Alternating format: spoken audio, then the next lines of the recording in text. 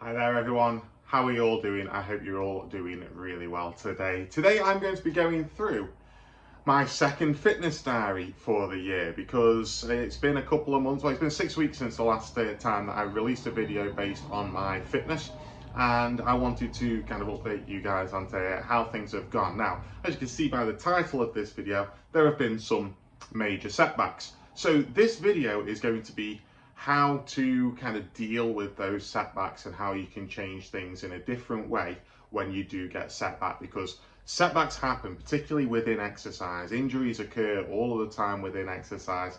Even if you are the most careful person in the world, an injury can still occur. So you have to be ready for what's going to happen when that does happen. So if this sounds like something that's going to interest you, please do subscribe to the channel. I post a whole bunch of physical and mental well-being videos that come out once a fortnight for you guys to hopefully help you guys in various aspects of your life. So let's first talk about my setbacks and then talk about how I am dealing with them, and then I'm going to go through something with you to just kind of show you why we need to deal with these sorts of things. So I mentioned in my first fitness diary that I have back problems. I have bulging discs at the bottom of my back. At the moment, it always seems to be a different bulging disc every single time I go for an MRI. I've been plagued with this issue for off and on 7 years. It comes and goes. I get issues for like a few months at a time, and then it goes away for a few months and comes back. Something inevitably happens and it comes back. And at the moment, I'm being plagued by a bulging disc at L5-S1. So for those of you who don't know, all of your vertebrae in your spine are named depending on the region that it is. So it could be like your lumbar region, which is labelled as L. And then S, which is the sacrum region, which is down below the lumbar region. So it's right at the bottom of my back. So L5-S1 is the disc between the last vertebrae of your lumbar, the bottom one of your lumbar, and the top one of the sacrum. So this is it's really low down in terms of most injuries kind of happen within the lumbar region. So it is still at the lumbar region, but it's quite low down for a bulging disc to occur. And this is the first time that I've had a bulging disc which is so far down.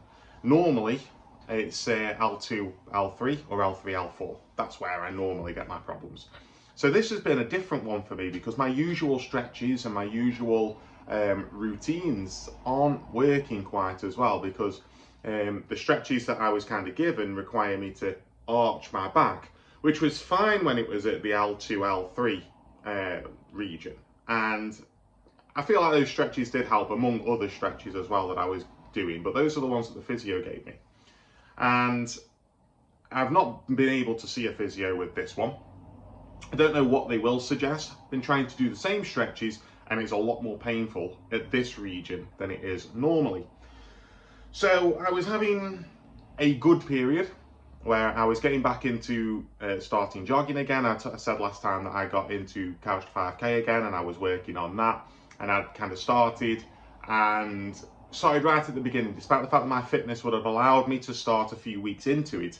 I started right at the beginning with like the 30-second runs, just to see that my back would hold up to it. And it was, and I'd built up to sort of week 4 where I was doing a 5-minute run. And it felt fine. It felt fine. At this point, my cardio was starting to feel it a little bit, but it felt fine. And I was able to do it. And then whilst I was at work, I unfortunately, because of other issues that was going on at the time, other health issues, which I'm not going to go into in this video, I was not able to bend correctly when picking up an item, which is a standard way of injuring your back. And as I still bent with my knees and everything like that, but as I was pushing back up into a standing position, one of my knees buckled because I wasn't quite in a straight line. One of my knees buckled, and that caused a huge twinge in my lower back. For the rest of the day, it kind of felt fine. The next day, it hurt. The next day was my day off. So I was like, okay, well, it hurts, I can rest it. It's fine, light exercises and rest. Come the day after that, and I could hardly walk. And standing for any more than 10 minutes was incredibly painful. I could do it, I could force myself through it, but it was not fun. I get back to work a couple of days later, after having 2 days off, my usual days off. I managed 4 hours of my shift, most of that sat behind my desk and getting up occasionally just to move, and I couldn't hack it anymore. So I've had three weeks off work, which it's not been fun. It really hasn't been fun. So yeah, I've had 3 weeks off work, and for the majority of that I've not been able to move all that much. My steps per day counter, which was up at 8,000-9,000 on a day off and 15,000-16,000 on a day at work, was reduced to 1,000 or less. It was really disheartening, and it really took its toll on me, both up here, and the fact that the effort that I'd poured in through the exercise was now negligible. It had gone to waste, because I couldn't stand at a cooker either. Like, I cook in my own meals, I couldn't stand at the cooker and do any of these actual home cooked meals or anything like that. It was too painful. So everything that I was doing was bang it in the oven for 20 minutes or take away. So it was really difficult. And when you have an injury like that, and this is a reoccurring injury, this happens to me all of the time, I'm kind of feeling very depressed about it all, and I still am. But particularly when this all started and kicked off again, I was incredibly depressed about it all, because I'm 34 years old. I shouldn't have to be dealing with this. I shouldn't have to be taking time off work because I can't walk. And I'm a hard worker. I enjoy my work. So not being able to do anything physically, plus I enjoy going to the gym, and I wasn't able to do that. I couldn't even go for a walk. I could walk to a shop and back, and then I'd need to spend like 2 hours sat down on a hot water bottle. It was incredibly disheartening. It was a really bad feeling, and I sank into a bit of a pit of depression. And when I do that, you get takeaway. After a week and a half of that, I realised, and my back started to not really go better at this point. So we're now 4 weeks on from the injury occurring, as of me recording this.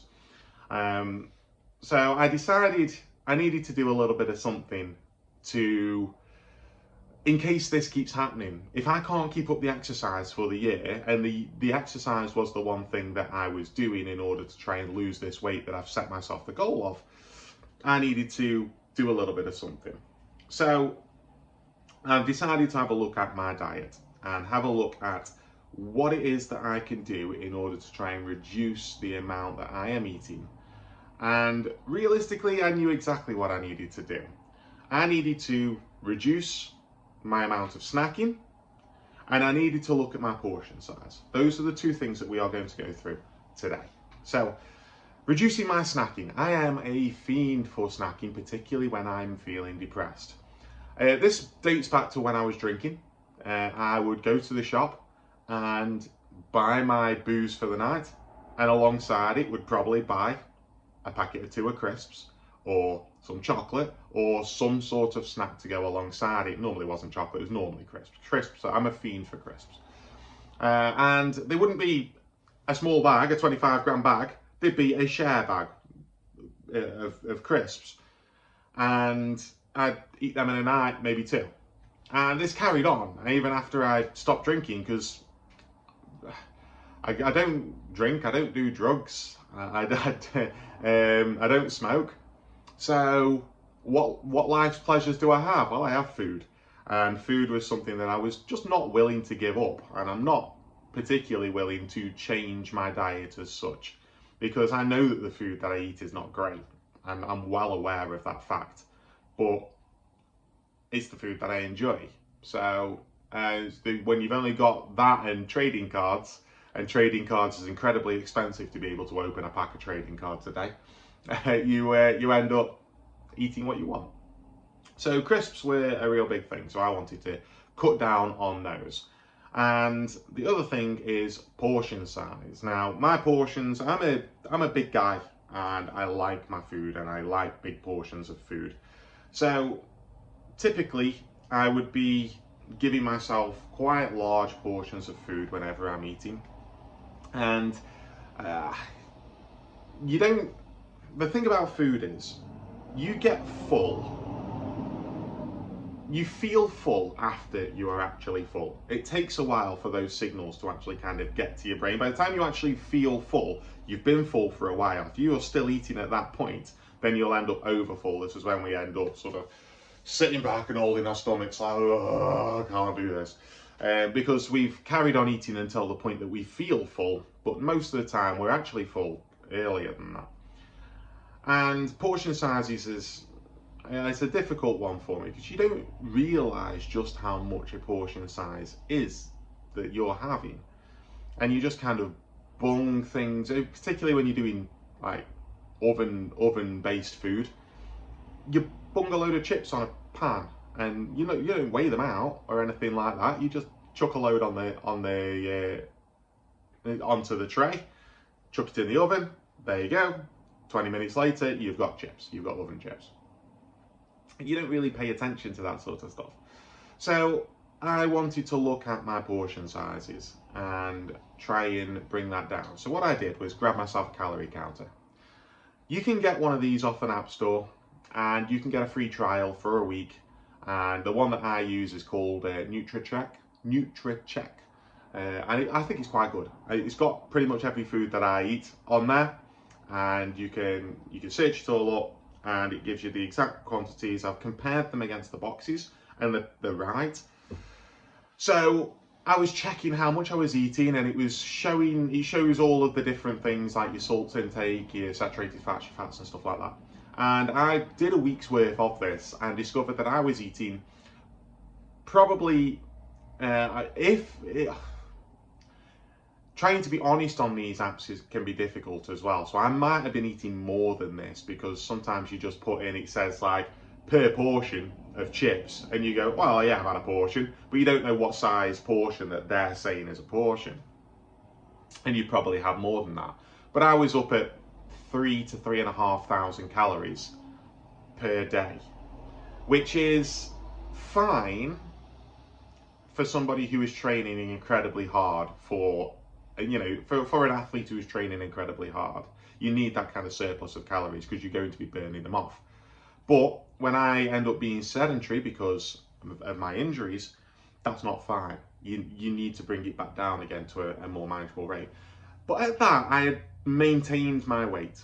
I had stayed at a similar weight at that 3,000 calorie mark. That's where I was kind of lying. And I'd stayed at this 119 kilograms for a little while. This is where I weighed at the start of the year when I did my first fitness diary, was 119.3 kilograms.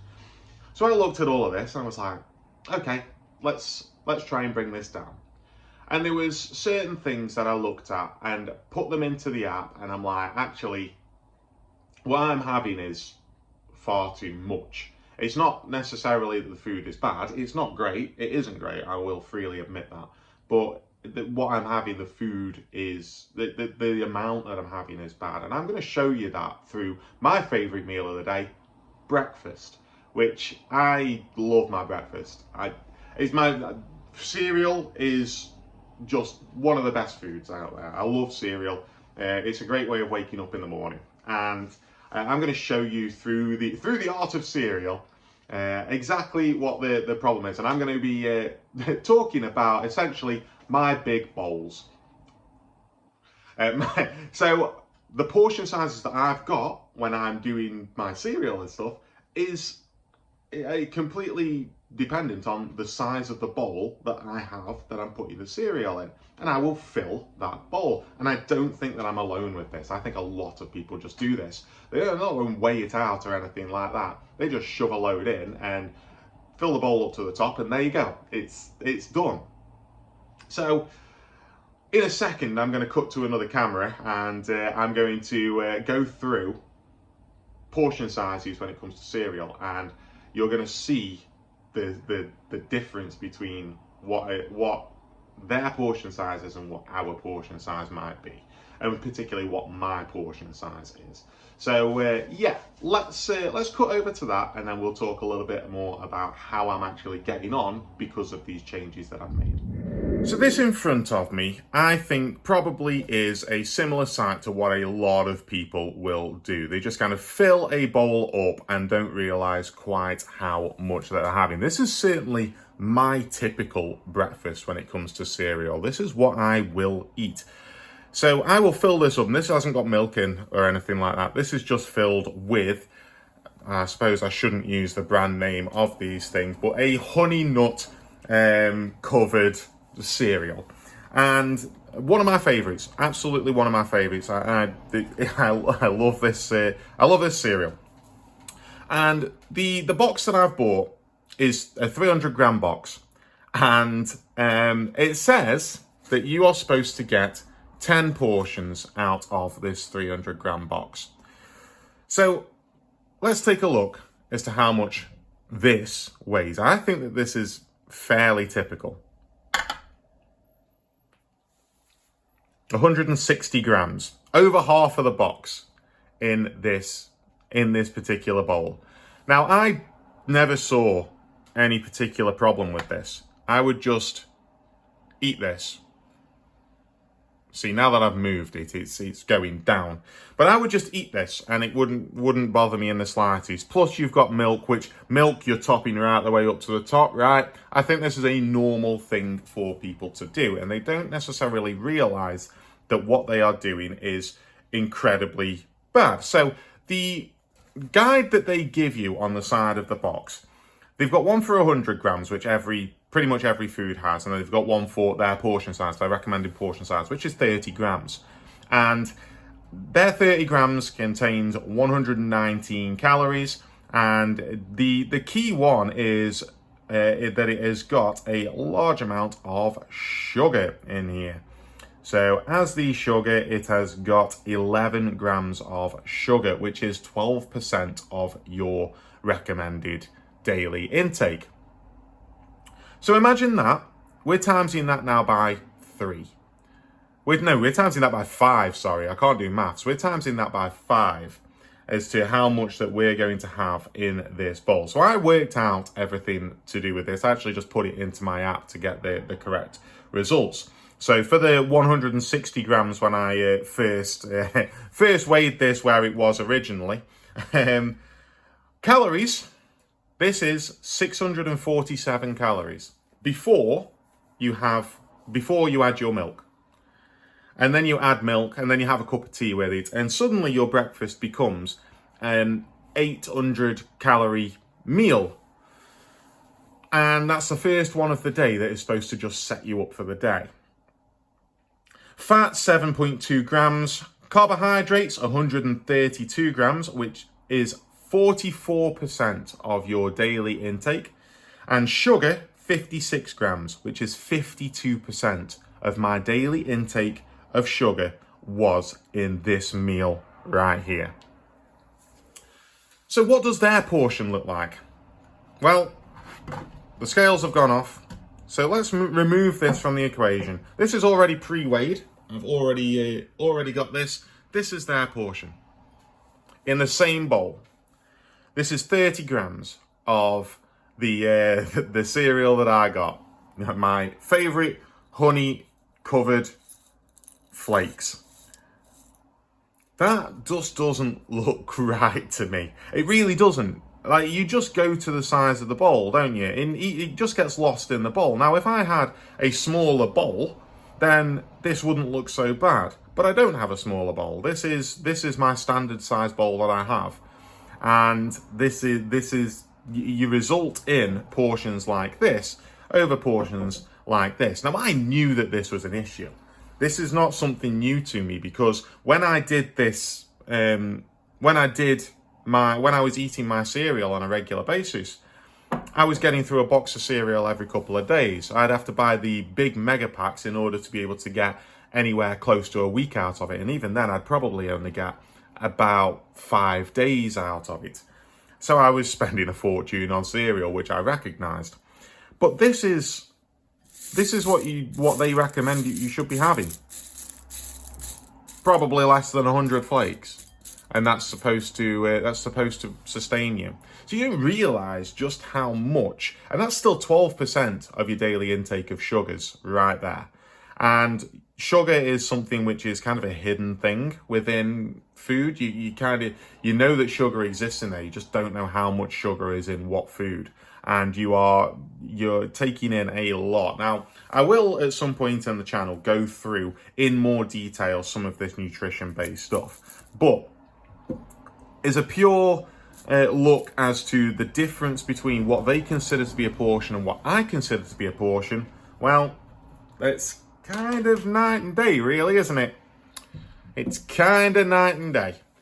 So I knew that I had to look at this and do something about it. And I couldn't keep going on like this, and I'm not going to keep going on like this. In fact, since making this discovery, I haven't bought cereal. So this is the first time that I've had cereal in the house, and I'm looking forward to my smaller serving of cereal when I have it, when I come around to eating this.